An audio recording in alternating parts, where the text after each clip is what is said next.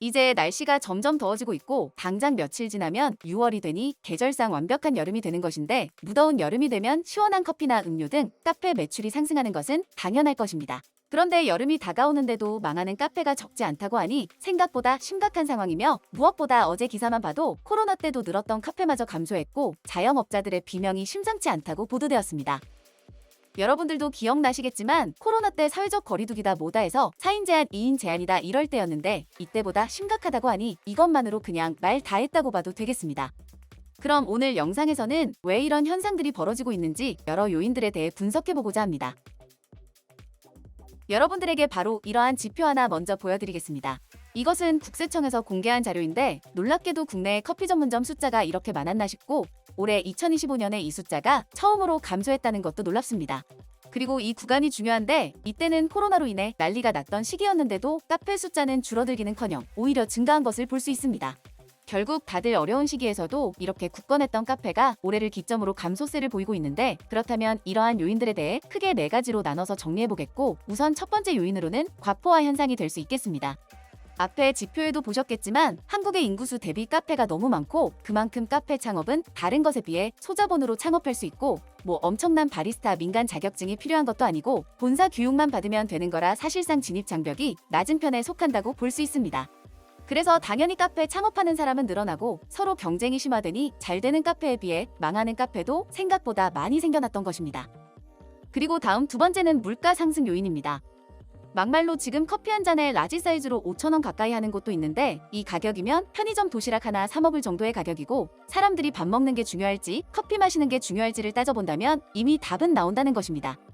결국 미친 듯이 오르고 있는 물가 상승 때문에 월급 빼고 오르지 않은 게 없는데 커피나 음료 가격도 같이 오르기 때문에 우선순위에서 밀려날 수 있다는 것입니다. 그리고 반대로 자영업자들 입장에서는 재료비나 인건비, 임대료 등 고정 비용은 늘어나고 배달 수수료도 엄청나게 나가는 상황이니 이러한 물가 상승 현상에서 절대 좋을 게 없다는 것입니다. 세 번째는 프랜차이즈 가맹점이 요인으로 분석됩니다.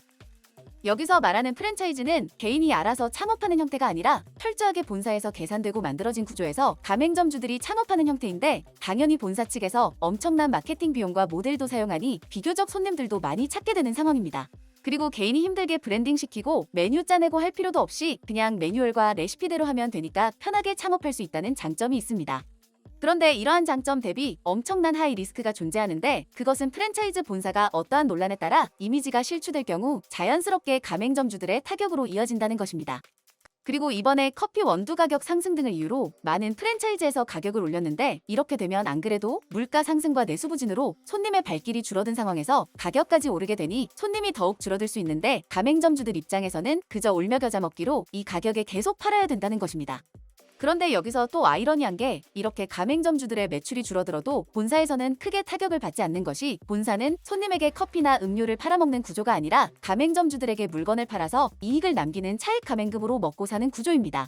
결국 어느 치킨 업체만 해도 이러한 차액 가맹금 형태로 엄청난 영업이익을 남겨먹어서 세계적인 기업인 애플이나 구글보다 더 높은 30%의 영업이익률을 보이기도 했습니다. 그리고 본사 입장에서는 매출 감소로 인해 어려움이 생긴다고 느끼면 본사 측에서는 다시 가맹점주들이 힘들어하고 계셔서 가격 인상이 불가피하다며 자기들 마음대로 가격을 올려버리게 되는 구조가 되니 본사에서는 크게 손해를 보는 것 없이 가맹점주들만 힘들어지는 상황이 되는 것입니다. 물론 땅 파서 장사하지 않는 기업적 특성상 어쩔 수 없는 부분이기도 하고 국내 모든 프랜차이즈 본사가 다 이렇다는 것도 아니고 아닌 기업도 있겠으나 장점 대비 강력한 단점이 존재한다는 것을 알아야 할 필요가 있다는 것입니다.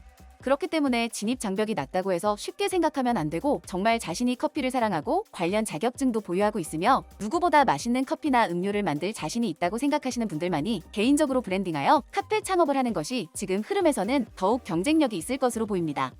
마지막으로 네 번째는 총체적 난국이라는 부분입니다. 이게 또 무슨 말이냐면 사실상 오늘 영상에서 다뤘던 카페뿐만 아니라 대한민국 거의 대부분의 자영업이 하락세이며 지금 이러한 그래프 하나만 봐도 알 수 있듯이 술집이고 분식집이고 빵집이고 뭐고 매출이 모두 하락 추세를 보이고 있고 오히려 카페는 그나마 선방했을 정도입니다. 결국 대한민국은 지금 심각한 경기 침체에 따른 내수 부진으로 인해 많은 자영업이 흔들리고 있는 상황이며 코로나 때도 흔들리지 않고 오히려 증가했던 카페까지도 무너지게 되니 이제 이러한 현상이 얼마나 심각한지 더욱 크게 체감되는 상황이기도 합니다. 그리고 더 장기적으로 보자면 저출산에 따른 고령화 사회가 더욱 심화되어 이전보다 적극적 소비가 더 줄어드는 구조적인 문제까지 발생한다는 것입니다. 그래서 오늘 영상에서는 이러한 국내 상황을 전해드리기 위해 자영업의 마지노선과도 같았던 카페 소식을 전해드렸는데, 그럼에도 불구하고 창업 쉽게 생각하고 뛰어드는 분들이 생각보다 많아서 조금 더 신중하게 고민하고 알아보고 결정하셨으면 하는 마음도 있습니다.